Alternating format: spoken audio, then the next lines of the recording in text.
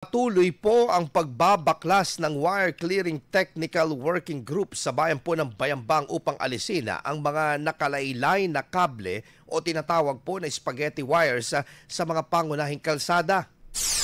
Kamakailan po isinagawa po ang operasyon sa bahagi po ng poblasyon kung saan ay nagkaisa po ang Bayambang Public Safety Office or BPSO, Municipal Disaster Risk Reduction and Management Officer MDRRMO, Engineering Office at mga telecom companies sa pagtanggal ng mga sagabal na kable.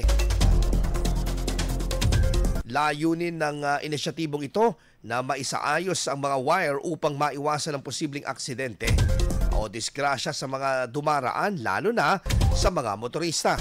Matatandaan na nauna nang isinagawa ang kaparehong operasyon sa ilang bahagi ng bayan matapos mapansin ang mababang kable na maaaring magdulot ng panganib sa mga residente at motorista. IFM News. IFM News. IFM.